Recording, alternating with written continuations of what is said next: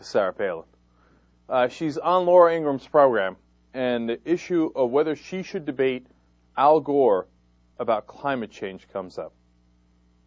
You're kidding me, right? Now, this is fun because of what Laura Grimm, the host, proposes, and then Sarah Palin's response is also very, very funny. So let's check it out. Would you agree to a debate with Al Gore on this issue?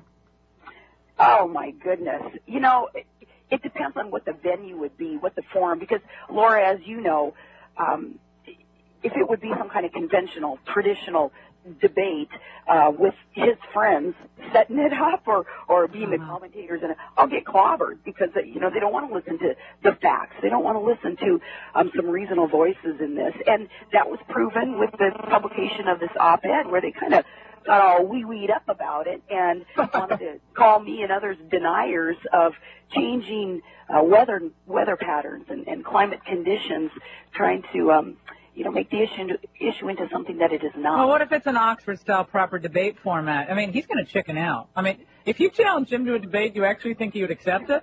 I don't know. Oh, he wouldn't want to lower himself, I think, to my level to debate little old Sarah Palin from Wasilla.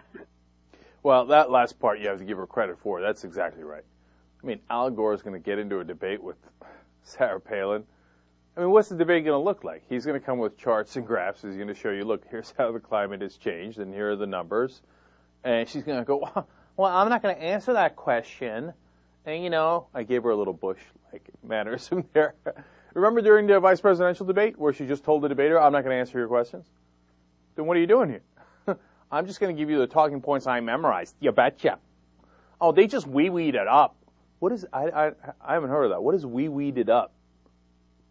Is that folksy? I mean, it's because it sounds stupid to me. But I don't know, maybe you're being folksy and I don't get it because I'm an elitist with a fat resume and many other things that are fat. Okay, what's wee-weed it up? Does it mean like they nutted up? Their genitalia jumped up in their stomachs? I don't know. I think that's what she meant. I'm guessing, too. I don't know. Okay. But at one point, she's like, oh, yeah, if it's with his friends, well, then I'll get clobbered. Who's his friends? Who's Al Gore's friends?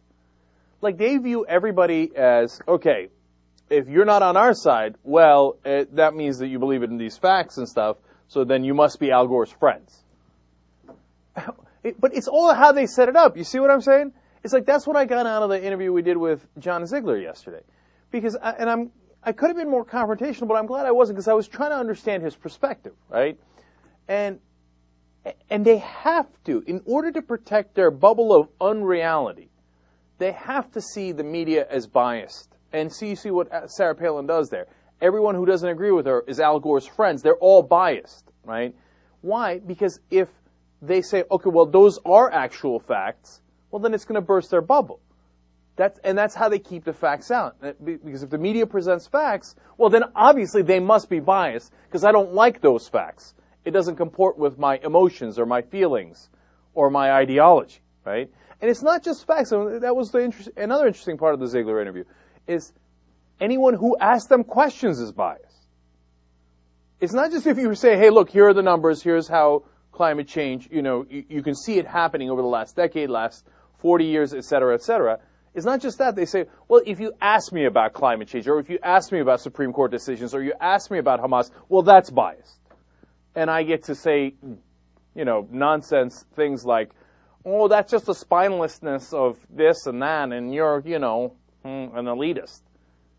No, those things don't make any sense. And that's the only way they protect their bubble of unreality. And but she recognizes, of course, in any debate she would get clobbered. And then Laura Ingraham, you can't be serious, right? He'd chicken out. She's so disingenuous because she knows Al Gore's not going to go debate this idiot, right, about climate change. Why is he going to waste his time with her, right? And he doesn't want to get into a thing of like, oh, we'll call it 50-50 when 98% of the world's scientists all agree. It's not a 50-50 issue. So she'll paint it as, oh, no, Al Gore couldn't stand up to Sarah Palin. But even that, Sarah Palin didn't want to bite on because she's like, oh, no, that debate, it would be Jeepers Creepers. Or whatever she'd call it these days. Okay. Oh, and she did a Washington Post op-ed. People tore it apart because, of course, none of the facts were true, right? So they point out, hey, this is why it's not true. Here are the results and the studies and stuff. And she says, oh, you see that? They just called me a denier. But you are a global warming denier. Aren't you proud of that? I don't get it. All right. So the only thing is, it would be fun. If only, like in another alternate reality, Al Gore and Sarah Palin debated. And the funny thing is, her supporters, I guarantee you, if they watch that debate, they say, "Oh, Sarah really embarrassed them." Oh, now apparently they have the same accent.